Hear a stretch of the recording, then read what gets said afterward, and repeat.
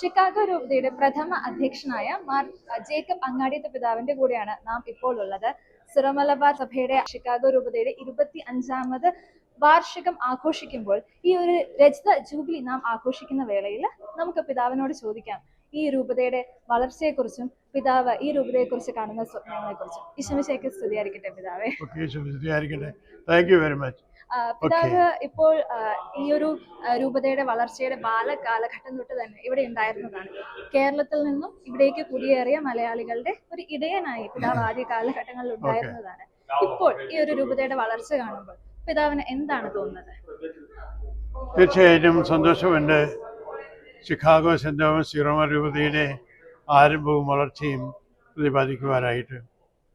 രൂപതീകമാകുന്നതിന് മുൻപ് ഞാൻ ഡാലസിലെ സീറോ സഭയ്ക്ക് വേണ്ടി പ്രവർത്തിക്കാൻ വേണ്ടി ആണ് നാട്ടിൽ നിന്ന് വരാനിടയായത്. അതിനുവേണ്ടിയാണ് ഞാൻ ബാലാരൂപതയിലെ വൈദികനായിരുന്നു.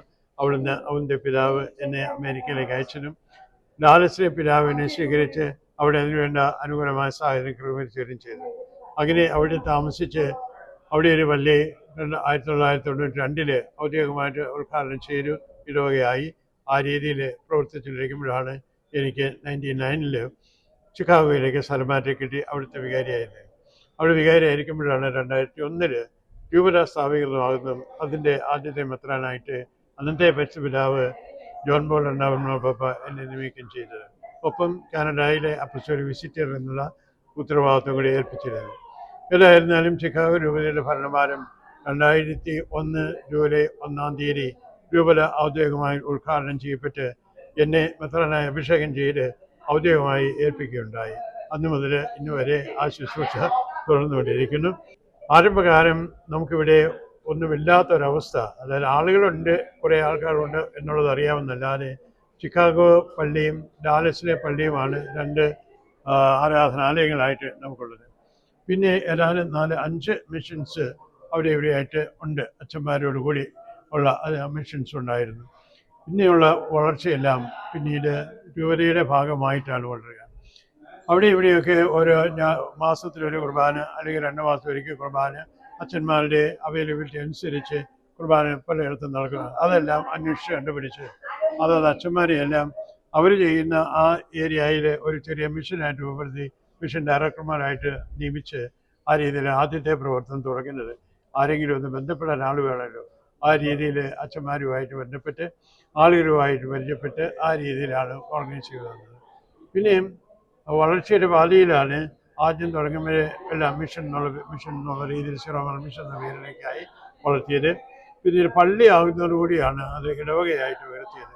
അങ്ങനെ ഒരു ഡിസ്ട്രിക്ഷൻ ഞാൻ തന്നെ വരുത്തിയതാണ്. മിഷനായിട്ട് പള്ളി സ്വന്തം പള്ളി ആകുന്നതുവരെ മിഷനായിരിക്കും, പള്ളി ആകുന്നൊരു ഇടവകയായിട്ട് ഞാൻ പ്രഖ്യാപിക്കുകയും ചെയ്യും. അങ്ങനെയാണ് ആ പ്രവർത്തനം നടത്തിക്കൊണ്ടുവരുന്നത്. അച്ഛന്മാരെ എല്ലാം നാട്ടിൽ നിന്ന് പ്രത്യേകമായ പിതാക്കന്മാരുടെ സഹകരണത്തോടെ നാട്ടിൽ നിന്ന് വരുത്തി, അതുപോലെ സന്യാസഭയിൽ നിന്ന് അച്ഛന്മാരെയും അതിലേക്കായിട്ട് വരുത്തി, അങ്ങനെ ആവശ്യമനുസരിച്ച് അച്ഛന്മാരെ ഓരോ സ്ഥലങ്ങളിൽ നിയമിച്ച് സീറോ കമ്മ്യൂണിറ്റിയെ വളർത്തിയെടുക്കുന്ന ശ്രമത്തിലാണ് ഏർപ്പെട്ടത്. കമ്മ്യൂണിറ്റിയുടെ വളർച്ചയിൽ പ്രത്യേകം ഞാൻ ശ്രദ്ധിച്ചത് ഒന്ന് കുർബാന ഉണ്ടായിരിക്കണം, അതോടുകൂടി തന്നെ മതബോധനം ഉണ്ടായിരിക്കും, നിലപാടും നടക്കണം. ഇത് രണ്ടും ഒന്നിച്ചു പോയാൽ നമുക്ക് കുട്ടികളെയും വേണം മുതിർന്നവരും വേണം. കുട്ടികളെ കൊണ്ട് മുതിർന്നവർ വന്നാൽ പള്ളിയിൽ ആളെ കിട്ടുള്ളൂ. അപ്പോൾ അത് രണ്ടും ഒന്നിച്ച് വളർത്തിയെടുക്കുന്ന രീതിയിലേക്കാണ് ഞാൻ എപ്പോഴും ശ്രദ്ധിച്ചിട്ടുള്ളത്. അത് വളരെ അനുഗ്രഹമായിട്ട് ഇപ്പോഴും അത് അനുഭവപ്പെടുന്നുമുണ്ട്. ഏതായിരുന്നാലും ആ രീതിയിൽ മതബോധനം നൽകുന്നതോടൊപ്പം തന്നെ വിശ്വാസത്തിൽ അവരെ കുർബാനയിലും മറ്റു കാര്യങ്ങളും പങ്കെടുപ്പിക്കാനും പ്രത്യേകം ശ്രദ്ധിച്ചിരുന്നു. ഷിക്കാഗോ അതിരൂപതയിലെ വിശ്വാസികൾ എന്ന് പറയുന്നത് കുടിയേറി പാർത്ത ഒരു ജനതയാണ്.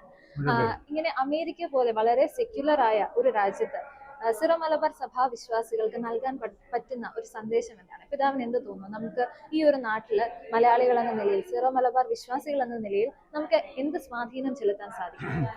തീർച്ചയായിട്ടും പല നാട്ടിലുള്ളവർ പലരും ചിന്തിക്കുന്നത് അമേരിക്കയിലേക്കൊക്കെ പോന്നു കഴിഞ്ഞാൽ പിന്നെ പള്ളിയില്ല, പട്ടക്കാലമില്ല, എന്ന രീതിയിൽ ജീവിതമാണ് ഇവിടെ നയിക്കുന്നത് എന്നുള്ളൊരു എവിടുന്നോ കിട്ടിയ തെറ്റിദ്ധാരണ അവരുടെ മനസ്സിലുണ്ട്.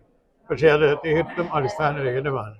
നാട്ടിൽ നിന്ന് വന്നിട്ടുള്ള സീറോ വിശ്വാസികൾ എല്ലാവരും അവരവരുടെ വിശ്വാസം ഏറ്റുപറയുകയും ജീവിക്കുകയും എല്ലാ ഞായറാഴ്ചയിലും അവർക്കിവിടെ സീറോ കുർബാന ഇല്ലായിരുന്നു.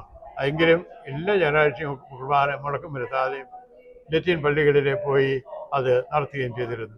ലത്തീൻ പള്ളികളിൽ മെമ്പർഷിപ്പ് എടുത്ത് അവിടെ കുട്ടികളെ വേലവാലത്തിന് ആവുന്ന രീതിയിലൊക്കെ അയച്ച് ആണ് അന്ന് വിവരയാകുന്നതിന് മുൻപ് അവർ വെച്ചിരുന്നത്. അതുകൊണ്ട് വിശ്വാസത്തിൻ്റെ വളർച്ചയിൽ അവർക്ക് താല്പര്യമുണ്ട്. ഇന്നും അതുപോലെ തന്നെ അകലങ്ങളിൽ നിന്ന് ഒത്തിരി ദൂരം ഡ്രൈവ് ചെയ്താണ് അവർ വരുന്നത്. എന്നാലും കാരണം 5 പള്ളികൾ കഴിഞ്ഞിട്ടാണ് നമ്മുടെ ഒരു പള്ളിയൊക്കെ ഒരു പട്ടണത്തിൽ ഉണ്ടാക്കാൻ പറ്റുള്ളൂ. ആ രീതിയിൽ രൂപീകരിച്ചിട്ടുള്ളത്. എങ്കിലും അവരതെല്ലാം ത്യാഗം സഹിച്ച് അവർ വരുന്നുണ്ട്, പ്രവർത്തിക്കുന്നുണ്ട്, സജീവമായ രീതിയിൽ സഹകരിക്കുന്നുണ്ട്. ഇന്ന് ഒരുപക്ഷെ ഞാൻ പറയുന്നത് അതിപ്പറ്റായിട്ട് തോന്നിയേക്കാമെങ്കിലും നാട്ടിലെ പല പള്ളികളിലും നടക്കുന്നതിനേക്കാൾ മെച്ചമായ രീതിയിൽ ഉള്ള കുർബാനയും ശുശ്രൂഷകളും ഇവിടുത്തെ പള്ളികളിൽ നടക്കുന്നുണ്ട് എന്നുള്ളത് സന്തോഷത്തോടെ അഭിമാനത്തോടുകൂടി പറയാൻ പറ്റും. ആളുകൾ ആ കാര്യത്തിൽ തൽപരരാണ്. വിശ്വാസം സൂക്ഷിക്കുന്ന കാര്യത്തിലും സഭാപരം വളരുന്ന കാര്യത്തിലും മക്കളെ വളർത്തുന്ന കാര്യത്തിൽ ഒരു ഉത്സുകരാണ് എന്നുള്ളത് നമുക്ക് സന്തോഷം നൽകുന്ന കാര്യം. ആ അവരുടെ താല്പര്യത്തെ മുൻനിർത്തിയാണ് പിന്നീടുള്ള ഭാവി പ്രവർത്തനങ്ങളെല്ലാം ഇപ്പോഴും നടന്നുകൊണ്ടിരിക്കുന്നത്. അപ്പോൾ ആ രീതിയിൽ നമുക്കിന്ന് 54 ഇടവകളായിട്ടുണ്ട് അമേരിക്കയിലാകുവാനും. അതുകൂടാതെ 33 സ്ഥലങ്ങളിൽ മിഷൻസ് എന്നുള്ള രീതിയിലുള്ള സങ്കേതങ്ങളുണ്ട്. 76ഓളം വൈദികർ ഇന്ന് നമുക്ക് പല ഭാഗങ്ങളിലായിട്ട് ജോലി ചെയ്യുന്നുണ്ട്. അതുകൂടാതെ ഇവിടെ ജനിച്ചു വളർന്ന പിള്ളേരിൽ നിന്നുള്ള ദൈവങ്ങളെ സ്വീകരിച്ച് 10 പേര് അച്ഛന്മാരായിട്ട് പട്ടം കൊടുത്ത് കൊച്ചച്ഛന്മാരായിട്ട് നമ്മൾ രൂപത ജോലി ചെയ്യുന്നുണ്ട്. അതും വളരെ അനുഗ്രഹമാണ്. ആ രീതിയിൽ സഭ വളർന്നുകൊണ്ടിരിക്കുന്നു എന്ന് പറയുന്നതിൽ ഏറെ സന്തോഷമുണ്ട്. ഇനിയും 25 വർഷമായതിൻ്റെ പേരിൽ കൂടുതൽ വലിയ പിതാവിൻ്റെ നേതൃത്വത്തിൽ കൂടുതൽ കാര്യങ്ങൾ ഊർജ്ജസ്വലർ വളരട്ടെ എന്ന് ആശംസിക്കുകയും പ്രാർത്ഥിക്കുകയും ചെയ്യുന്നു. അതിനുള്ള പരിപാടികളും പദ്ധതികളും ഒക്കെയാണ് ഇതുപോലുള്ള കൺവെൻഷനിലൂടെയും ആലോചനകളിലൂടെയും സമ്മേളനങ്ങളിലൂടെയും ഒക്കെ നമ്മൾ രൂപപ്പെടുത്തിയെടുക്കുക. ഇനിയും അതിൽ വളർച്ചയുടെ പാതയിൽ മുന്നേറട്ടെ. തോമസ് ശ്ലീഹ നമ്മെ എല്ലാവരെയും സംരക്ഷിക്കുകയും അനുഗ്രഹിക്കുകയും ചെയ്യട്ടെ എന്ന് പ്രാർത്ഥിക്കുന്നു. ഒരുപാട് നന്ദി പിതാവേ. Thank you so thank much. U.